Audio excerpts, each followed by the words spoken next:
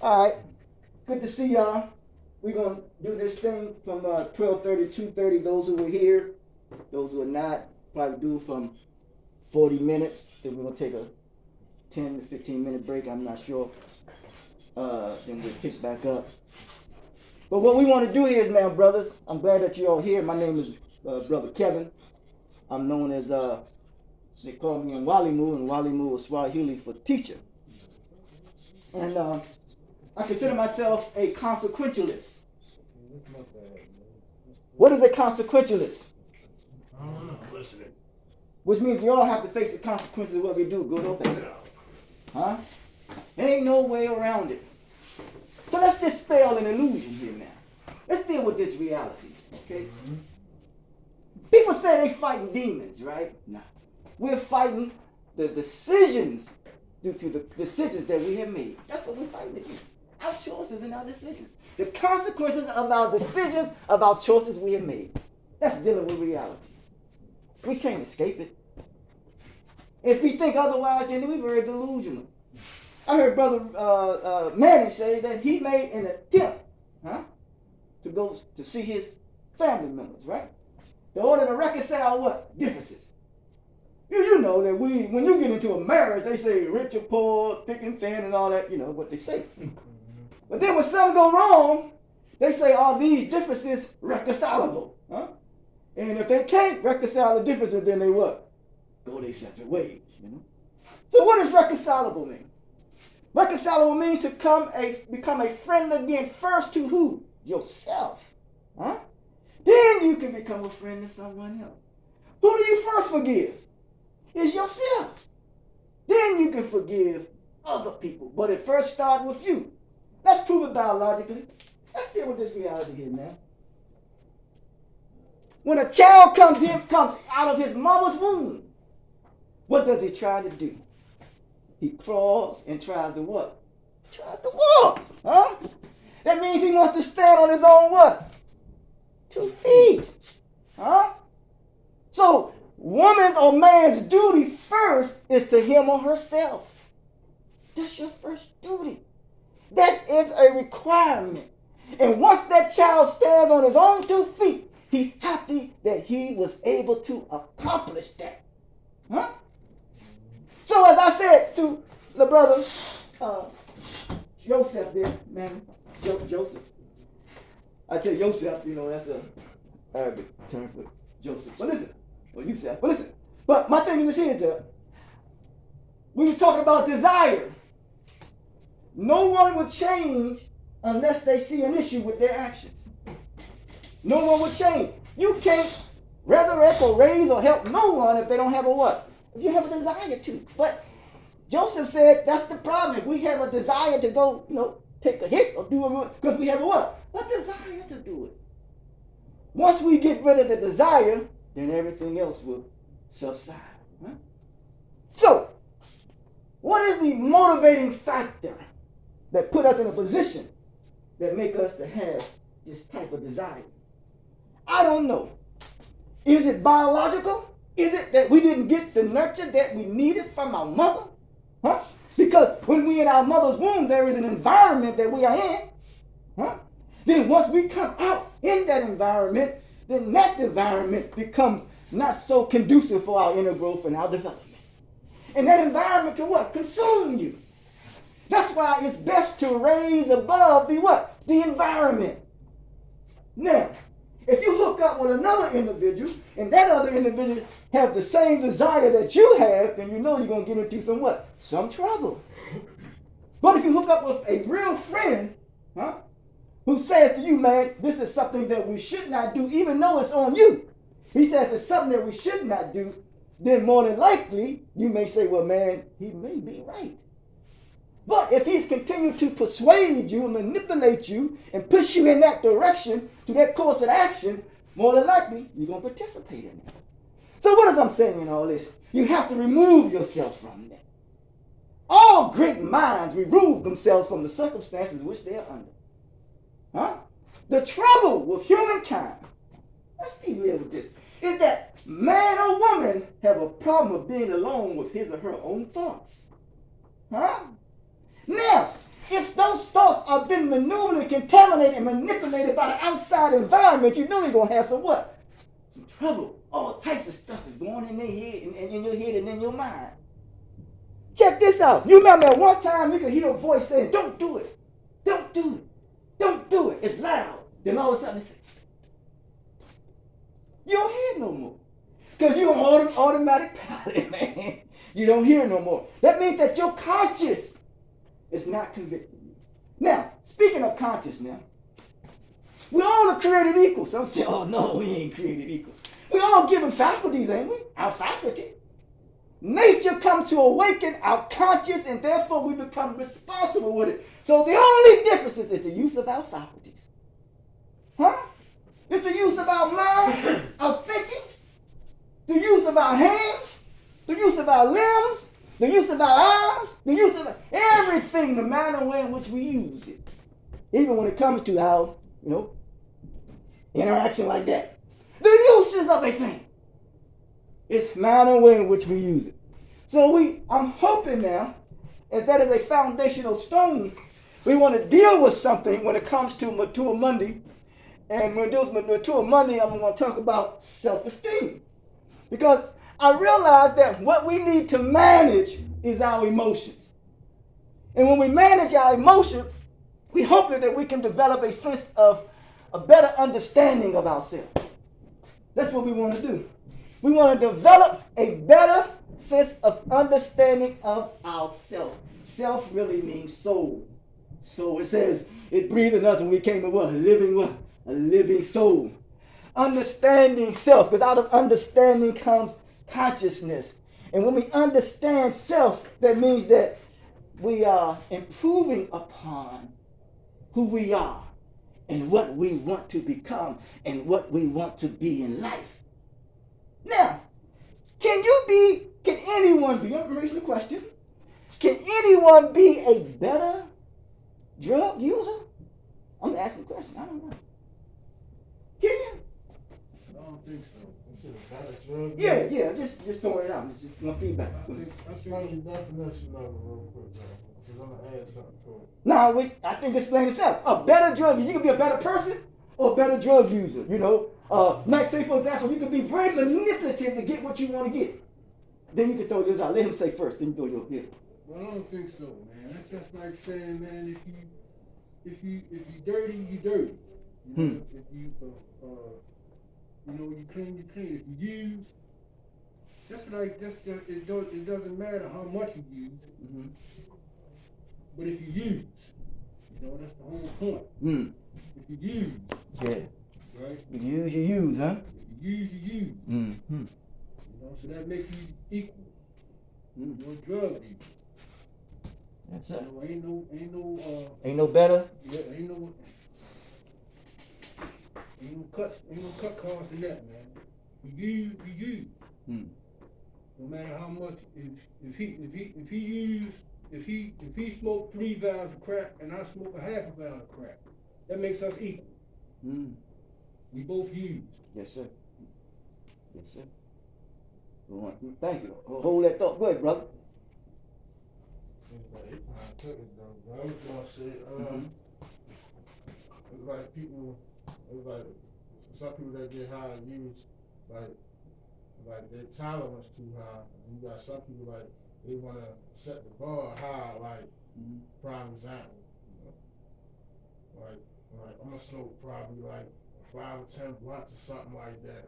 Like they look forward to that. You know what I mean? Like I'm not even like not trying to better their situation by stopping like that, saying like what they gonna do today, like I'm gonna smoke this, I'm gonna drink all this today. Like they set their expectations,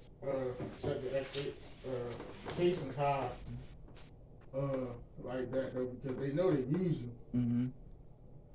But that's their way of like bettering it for themselves like that is to keep doing more and more and more.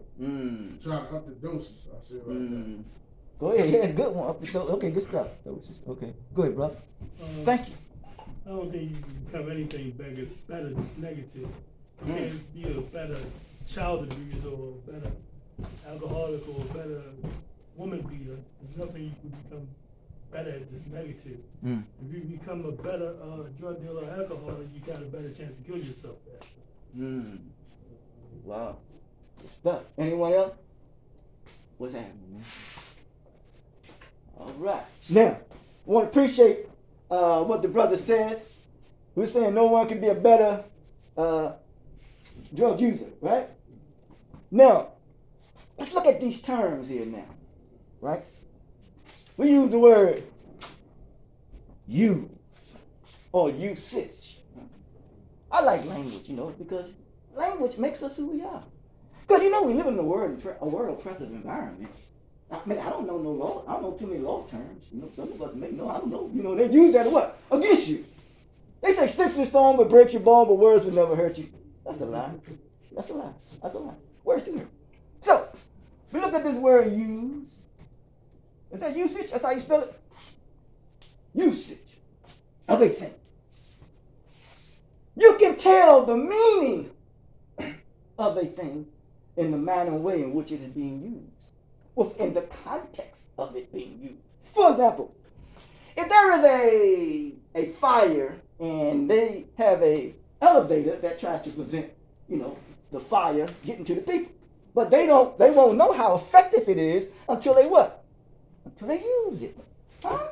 The same is with drugs. Huh? We don't know how effective it is until we what? Until we use it. Huh?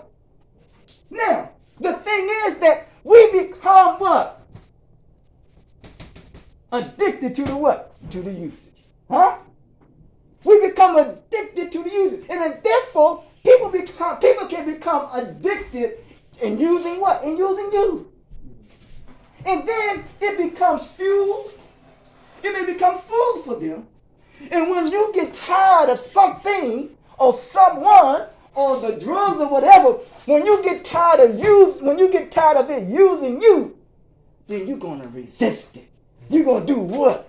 You're gonna fight back. Huh? Because you're tired. And that's what you hear now. You are tired, so you're fighting back. You're tired of the thing in which it is being used in a manner of way in which it is using you. Huh? Because you have become of what? Of age. God Almighty, y'all gotta see that, man. You have become what? You have become mature. You are on the process of becoming what? Mature. So you don't want it to use you no more. No, you're tired of other people using you. So it's natural for you to what? To get tired of that. To fight back.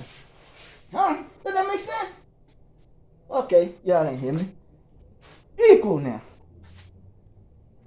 Are we up to the task of being able to get tired of something that is using us? Are we up to the task? That's raising the question. Because if you are not up to the task, then you have to swallow your pride and go ask somebody else to reach out for what? For help. Because you said that I can't do this all by myself. I need some help. Huh? Because equal really means balance. Because when we take any form of intoxicant, whatever it is, it creates a chemical what? Imbalance. Yeah. Because naturally your body, our body is made up of a chemical. Our body is a drug. That's a scientific fact. So, here my man says, the dosage of it. Huh? So, when we take too much of something, there will be a what? An overload. And when there is an overload, there's more than a, what they call it, overdose. Because you're taking too much. Now, your body and your mind can only take but so much. The law of the physics says you can only take but what? So much. I don't care. Somebody can be saying something to you and so forth and so on, man. They say, hold up, man, I'm tired, I can't take it so much. So you react. But if you're mature, give yourself some time and you don't have to what? You don't have to react. Oh yeah. Listen, somebody can do something to you, right? And you just go with it. And you don't have to let them know. I remember one time, I shared this here with you. I was running a program in D.C., and it was a friend of mine. And he let me use this place to run the program. And push kind of shove, I had to leave, right? I said, he put me out on the street. And I went to a banker. I went to a banker, and he said, man, I told the guy, I said, man, I'm gonna get the housing authority on. And the banker said, man, is that your friend? I said, yeah. He said, well, don't put him through it. You know what I did? I ain't put him through it. I accepted it. I was out on the what? On the street. But that was my friend. When you say, well, he wasn't your friend, he put you out on the street. Man, listen. Anytime you do anything and it's contrary to the expectations of another, you should be at peace. Huh? Because an unfulfilled expectation leads to frustration. I said an unfulfilled expectation leads to frustration. So, as my man said, you can't be better at anything negative. Let's look at the prefix negative. The prefix of the negative, when somebody trying to go up and shoot the basket, what you trying to do? That's what that is. That means you're blocking something. Accessibility to something.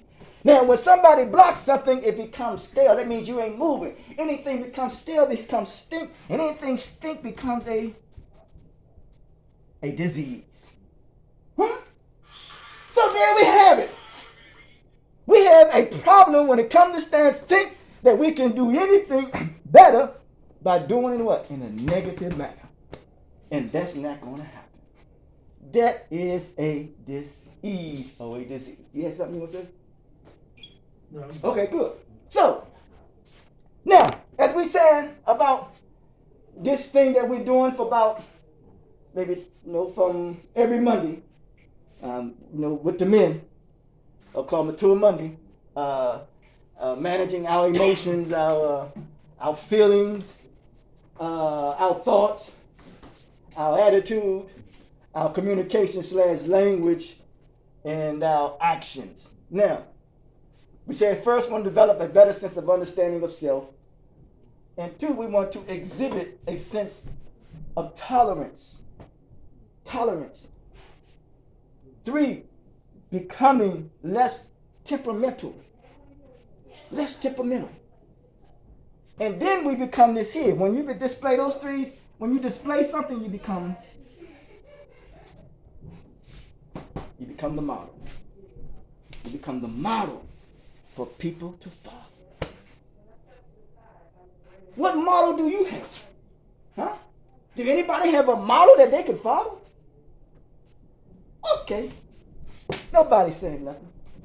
No. Huh? A model? Yeah. Role model? Yeah, whatever you can follow, whatever role, yeah. Okay. Because I can tell you mine. I had one, Yeah. right? My oldest brother. Yeah. He died in 2010. Mm. From complications of HIV. Mm-hmm. When I was young, you always wanted to go follow my brother around, man. Mm-hmm. They used to go up G.C. Murphy's on Broadway still, and I wanted to go, man. Mm-hmm. He wouldn't let me go, man. Yeah. And shit, right? Mm-hmm. And man, he taught me how to swim. Mm. He taught me how to skate. Mm. He taught me how to ride a bike. Mm. He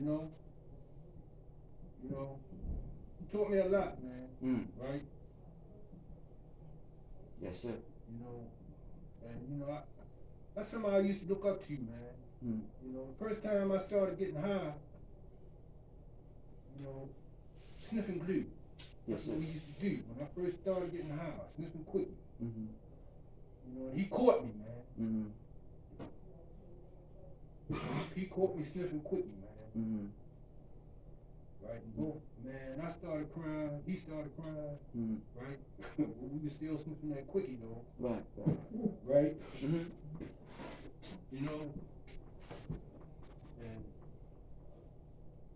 And that's my role model, man. That's probably the only guy in this world that I ever wanted to be like. Mm. Yes, sir.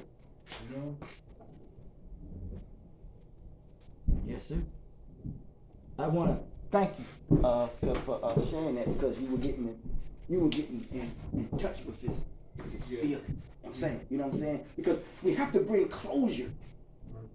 You know, and it is said, hold your thought, it is said that most men, that they start off having relationships with each other, but when they get older, they go their own way. They try to, you know, but women, they keep that shit going. You know what I'm saying? They socialize all the time. Man, I know women do that. But go ahead, brother. What's your role model? Thanks, man. I used to when I was young, but as I got older and mature, I tend not to try to model myself after anybody else. Because if you do that, and they let you down because nobody's perfect, you can't model yourself after anybody else. Right. Everybody else is everybody individuals. So when you model yourself after somebody else and they disappoint you, you in a disarray. Like, oh man, I can't even depend on this person. When it's not nobody else's responsibility, you know, they didn't ask for that responsibility of being your role model. Yeah. So when they let you down, you tend to blame them like, I looked up to you. They didn't ask you for all that. So, you know, you become disenfranchised, and you become in a disarray when you try to model yourself after somebody else. Because they're not perfect either. So that's just my point of view. I can look to you for advice or some of the things that you do, but I can't look and try to be you. If that makes any sense. Yeah, yeah. Biologically, you know, we different. Each blade of grass is different. But yeah. Now, anyone else? Anyone else have a role model? You know the old saying like, I want to be like Mike. Yeah. You can look up to him, but you can't be like Mike. Right. No matter what you do, you'll never be like Mike. Yes, sir. Mike is a person, and you're a totally different person. Yes, sir. Yes, sir. I got you. Now let's look at that. Let's explore that. Man. Thank you. Well, thank you. Let's look at these terms again. You know, we look at the word a role and a model. Role. When they do the thing in Hollywood, you have a role to play, right? You know what Shakespeare say: all the world's a stage with merely actors on the play. Role. Role is a character. You have a supporting cast and you have a what? Leading, you know, somebody playing a leading role. And you know when somebody playing a leading role, who the camera's focus on? The main character. The main character. The main character, right? But you still have a what? A supporting cast. Which means if someone is the main role and the main focus on, he's only that way because he has the supporting what? The cast. So, what has happened to many of us is we lost this here. Or we misused this here. What? The support. The support. How many of you have made some strides and some accomplishments in life? And maybe your mother or your father was not there. Huh? How many of you had that? I raise my hand. I raise my hand. Yeah. Don't think that don't bother you. Don't think that don't bother you. So what happens is, you got someone to say? Because what happens is that if you don't get that immediate support, you will go outside and get it from somewhere else. I got something I want to share. It's not that, what you call it? I shared it with my counselor the other day. And I was saying like me and my mother never had that kind of relationship. Yeah. And I've been clean for a long time. Yeah. I don't know how the conversation came up. And we was talking about the COVID. Yeah. And she asked me, did I get a shot? Yeah.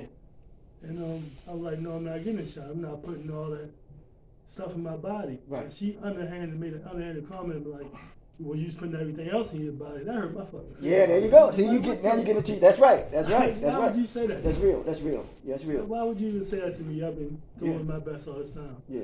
And I don't want to get COVID, so you would come underhanded. Yeah. And be like, well, you used to drink all the time. Yeah. That don't have nothing to do with the person. Yeah. So that kind of thing. That's it good really stuff, bothered man. me. Yeah, that's good stuff. That really bothered me. That's good So I stuff. told the counselor about it. She like, well, people will be toxic, even your family members. Yes, sir. Ricky Smiley was saying that the other day, like, no matter who they is, they don't care if it's your mother, your father, you gotta cut them people loose. That's right. If they toxic, now if I was still messed up, maybe I would have got something just like, well, she said this. That could have triggered you. Yeah, but I'm like, man, whatever. Yeah. Because that's good. I'm glad you brought that. It's good. It's good. See, because we want to. It's perfect because when people have self-esteem issues, they're unable to manage their emotions. Because there are two types of relationships, either medicinal or toxic. Two type of relationship. Period. medicinal or toxic. I want the medicinal one. I ain't talking about smoking weed and all that stuff. You know what I'm saying? To each his own, not for me. You know what I'm saying?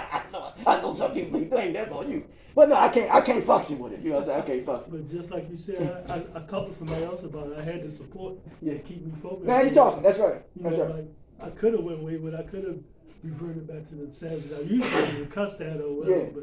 Like, man, that came from a place who had nothing to do with it. See, now you're dealing with, you're building this in her, right? Your self-esteem. Now, let's hold on to that thought. Because listen, before I go on, because when we look at the word esteem itself, it has the word steam in it, the sound. It has to associate with the word energy. Because when you have low self-esteem, your energy is what? Yeah. So as Dr. King says, the ghetto is like a domestic colony always being depleted but never replenished. Dr. Du Bois says that the continuity of how we interact with one another has been interrupted. So when we use drugs, what does it do? It interrupts our life. It interrupts our life. So the amount of time in which we use it for 5 to 10 or 20 years, that's 20 years of your life that has been what? Interrupted, man. And you can't bring it back.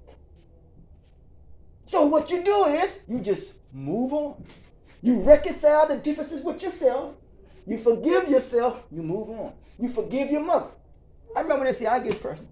I remember one time, I wasn't no street guy. I chose the streets.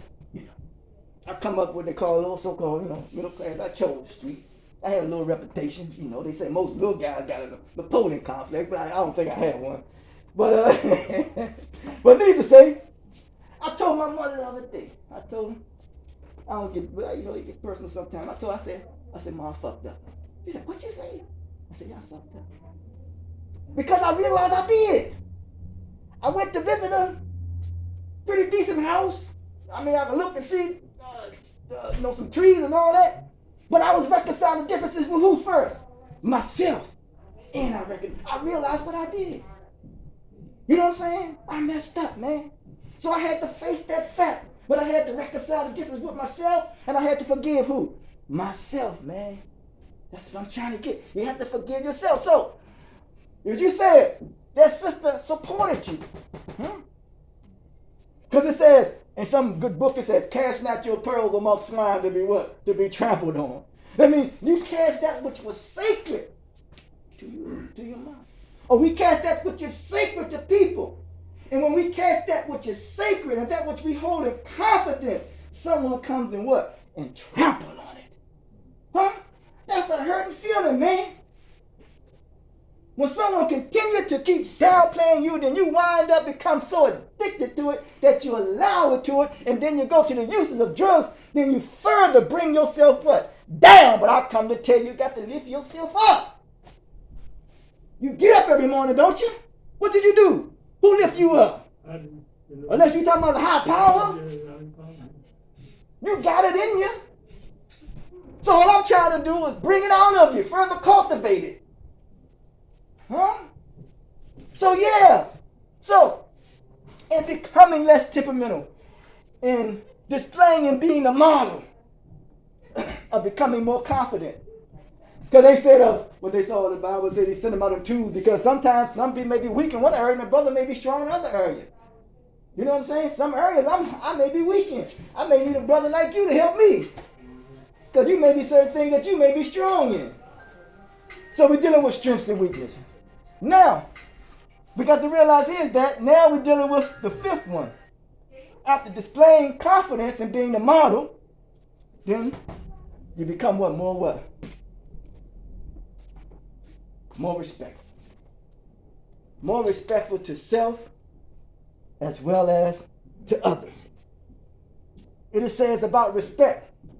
It says that respect, look at the ability of a person and accept him or her as they are. Accept him or her as they are. How do I see humans? I see humans as a living organism. Now the question is, how do you see yourself? How do you see it? And I'm gonna tell you why I see. I'll tell you why I see it's a living organism. Why? What do organisms do? They evolve, they grow, and they develop. Biologically proven. From a sperm cell to a what? To a human being. So, what is required upon you, if someone goes out and use, he does not have this about him. Huh? He became what? Impatient. So that he didn't allow the process, huh? The evolving process to take its course. Huh? That means he was so far ahead of himself. He thought he was further than what he really was. Huh? Think about it, man. I remember, I was talking from experience. I remember I went through a program. I did it at I did it in 6 months. 6 months. But listen, after I did it, I stayed there longer. Why? Because I didn't get ahead of what? Of myself. You don't have nothing to prove to nobody but who? Yourself. That's all. That's all. I can go to my family members all day long and say, hey man, I put together 5 or 6 books and all that other stuff. They say, they don't care. They don't care. But I care. So I got to, only thing I have to prove is and look out for, for myself. And I'm not saying being like, it's all about me. No. But it's all on you. So, back to the esteem thing again. The word esteem, it really means an estimation. You're estimating something. That means if you're estimating something, that means you are in the vicinity. You are in the area. And what you are now, you are in the area of what? Of recovery. No, we're all recovering from something. A woman gave birth to a child, she got to do what? Heal. That's right. Oh, who said that? There you go. That's right. So, good word. Now, let's look at that word heal now. You on it, man. What's your name again, brother? Terrence. I keep forgetting you. Terrence. All right. Look at that word heal now. H-E-L and what is it? H-E what? L-L or something? H-E-A-L. And there's another one, H-E-E-L? Let's feel like a bad guy. No. We got to listen, man. H-E-apostrophe-L-L. H-E-apostrophe-L-L. Okay. Now watch this here though. We look at the terms though. Remember. We got to listen. We live in a word oppressed environment. It says, I'm come to make the crooked places straight. That means he come to change a perverted language. That's what it means, yeah. A word oppressive environment. So heal. Huh? You tell a dog to do what? Heal. They says one of the Roman fighters' name was Achilles what? Yeah. Heel. Huh? A heel is a tendency that's on the back of your what? Back of your feet. And if that thing hurts, it will wind up what? Trip you up. Huh? So what we're trying to heal from whatever it is that is dealing with, that is hurting us, we're trying to heal because it has what done to us? It's tripped us up. Huh? But it says we fall down, but we what? You get up. All right. Now, we deal with the word heal again now. This is my thing here. For me, this is my thing.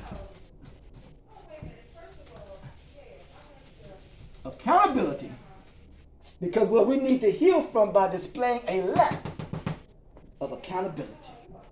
Because we all got to give account for our what? Our actions. We all have to give account for our actions. Whether good or bad, man. And when you go to the bank, you open a what? Account. Oh, man. I want y'all, do y'all see the connection here, man? Because when you go to the bank and get in and you open up an account, you got to check your ledger. See what your balance is. And when you put money in, You can't get nothing in that, you can't take nothing out that you ain't what? That you put in. How you expect to get healed or do to work on yourself, to change if you ain't doing the what? Doing the work. You got to do the work. Now, in doing the work, we realize that mental labor precedes physical labor. You can't see that though. But mental labor precedes physical labor. So it's in the mind. The mind. What you think about yourself. Huh? Not what others think about you. Sorry to hear, man. Another image of Hollywood again. Celebrity status. Big celebrities. Big time. Got this image about himself. All of a sudden, he found out that wasn't who he really was. That was something that he was forced to make believe that's who he was. So when they make believe, when a person make believe to be something that they're not, you call it phony, but more likely they do this. They become what? Most Hollywood celebrities, man. Huh? They be what? Suicidal. A few of them just took their lives. Because they realize, man, listen, you can have all the material success in the world, but what has not been established is the human person. Huh? I'm telling you some good stuff. Go ahead, brother. That's what I was saying earlier.